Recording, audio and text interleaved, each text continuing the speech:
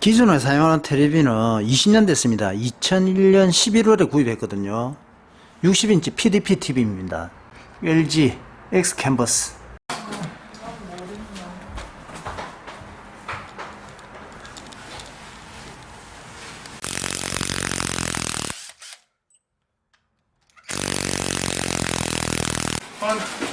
아마 포화가 안 되더라고요. 생각하시면 되고, 이건 아무래도 전에 거보다 조금 더 옛날 거보다 조금 더 속도도 좀 빠르고.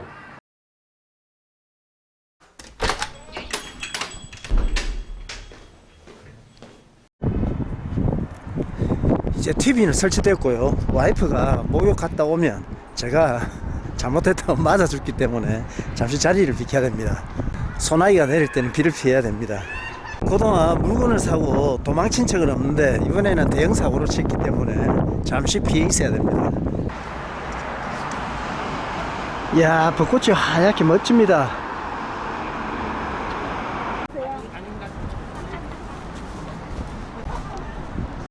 여러분들도 여러분들의 경제 수준에서 조금 높은 소비를 할 겁니다. 카본 마라토나가 30만원이 넘는데 학생이라든지 수입이 적은 알바 입장에서 그렇게 비싼 마라토나를 구매하기가 쉽지 않을 겁니다. 그렇지만 30만원짜리 마라토나를 산다든지 가민 마라톤 시계를 사용하면 운동이 잘 됩니다. 물론 TV는 그거 사갖고 저한테 어떤 동기부여가 되겠습니까? TV 하나 샀다고 더 열심히 살아야지 이런 건 없을 겁니다. 오히려 TV 앞에서 시간이나 보내게 되고 더 마이너스가 될지도 모릅니다. 저는 TV를 질렀지만 오늘은 지름에 대해서 이야기를 한번 해보겠습니다. 우리 삶에서 긍정적인 동기부여가 될 만한 지름, 소비에 대해서 이야기를 해보겠습니다. 비싼 마라토나나 가민 시계, BCA라든지 뉴트리션 이런 것은 우리 운동하는데 굉장히 큰 도움이 될 겁니다. 그거 없이 운동을 하다가 새로 구입을 하게 되면 당장 운동하러 나가게 만듭니다. 운동하는 사람들한테 운동용품을 지르게 되면 운동을 제대로 하게 하는 긍정적인 효과가 많은데 이런 지름을 제대로 못하는 경우가 많습니다. 특히 결혼을 하게 되면 사모님 눈치를 본다고 잘 못 지릅니다. 마라톤 용품을 살 때 와이프 눈치를 보는 거는 저도 마찬가지입니다. 저도 와이프 눈치를 굉장히 봅니다. 적당한 제어막이 없으면 우리가 또 무분별한 소비를 할 겁니다. 한편으로는 와이프 눈치를 보는 것이 긍정적인 요소도 있습니다. 그렇지만 오늘의 주제는 지름이 우리 삶에서 긍정적인 요소가 있으니까 지름을 잘하자. 지름을 잘해서 운동도 열심히 하고 우리 삶을 적극적으로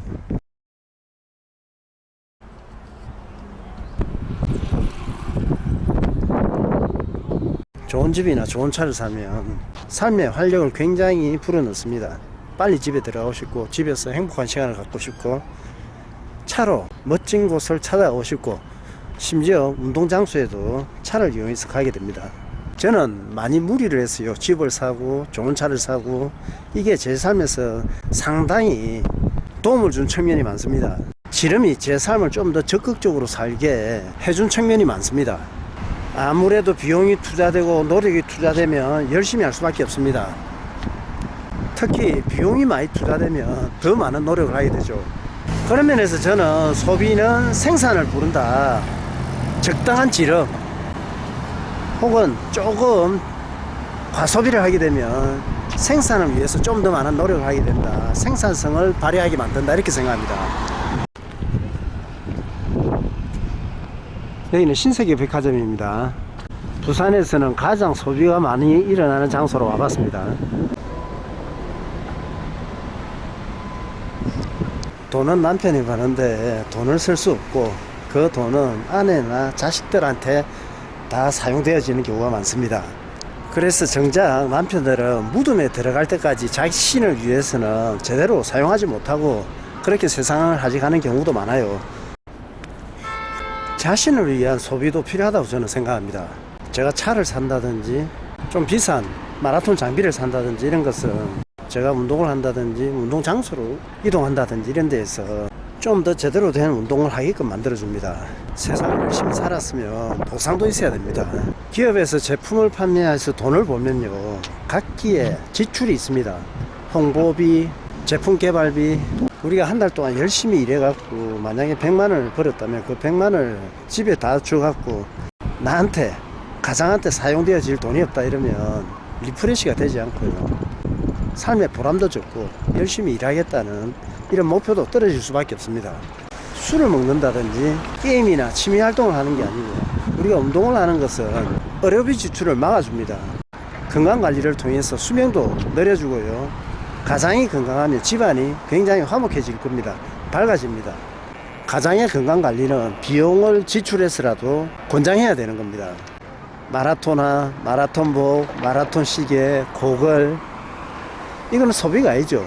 저는 생산성하고 연결된다고 저는 생각합니다.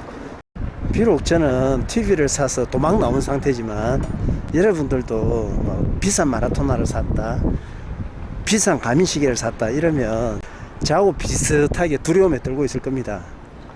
그런데 TV를 산 거하고는 다르죠. 마라톤 용품을 샀으면 떳떳하셔도 됩니다. 지금 제 나이가 58세입니다. TV를 사면 수명이 10년이고요. 자동차도 10년이라고 생각했을 때 제가 10년 뒤에 68세 때 그때 과연 어떤 차를 사고 어떤 TV를 살 겁니까? 아마 차도 사지 않고 TV도 사지 않을지도 모릅니다. 저에게 투자할 수 있는 마지막 소비일지도 모르는 거죠. 제가 큰 돈은 모으지 않았지만 무덤에 들어갈 때 제가 이 돈을 가지고 간다면 악착까지 모으고 쓰지 않고 계속 쌓아놓겠습니다. 그렇지만 제가 벌어놓은 거는요, 우리 가족들이 쓰든지 저를 위해서 쓰는 게 아니라 다른 사람이 사용할 겁니다. 제가 벌은 돈을 저한테 사용하지 않고 만약에 자식이 사용한다면 그 돈을 자식이 유용하게 혹은 보람있게 사용할 수 있겠습니까? 저는 그렇지 않다고 생각합니다. 제가 열심히 일해서 번 돈을 우리 자녀들한테 물려준다, 그렇다면 우리 자녀들이 저나 부모들한테 잘할까? 과연 그렇겠습니까? 제가 우리 부모님한테 혹은 여러분들은 부모님한테 어떻게 하고 계십니까? 아마 우리 자녀들은 저희들보다 부모님한테 더 잘하지는 못할 거라고 생각합니다. 특히 경제적 자립심은 중요하다고 생각합니다. 많은 재산을 물려주는 것보다 재산을 모을 수 있도록, 열심히 살 수 있도록 열정을 갖게 만드는 그런 것을 유산으로 물려주는 게 저는 더 중요하다고 봅니다. 그러니까요, 열심히 일했다, 그 벌어서 가족들을 위해서만 쓰도록 하기보다는 나를 위해서 써야 된다. 그래서 내가 더 생산적인 활동을 할 수 있도록 그렇게 해야 된다. 달리기 복장이 너무 후지다든지 제대로 된 음식을 먹지 못한다든지 열심히 일했어요. 궁핍하게 생활을 했어요. 누가 인정을 해주지 않는다고 저는 생각합니다. 열심히 일하고 제대로 사용하고 이렇게 하면 주변에서 더 우리를 제대로 평가를 할 겁니다. 저는 이렇게 지금 떳떳하게 우리를 위해서 사용하자 이렇게 이야기하지만 또 마라톤 용품을 구입할 때 와이프 눈치를 볼 수가 있을 겁니다. 그렇지만 이런 문화가 장착돼야 된다는 거죠. 나를 위해서 재투자하는데 운동용품 이런 것은 눈치 볼 것이 아니다. 신발이나 마라톤 시계, 마라톤복 이런 거는 우리를 운동장소에 더 불러내게 만드는 거니까 이런 지름을 통해서 더욱더 운동장소로 달려나가야 될 것입니다. 러너들이여, 운동용품 구입에 망설이지 마십시오. 오늘도 좋은 하루 되십시오.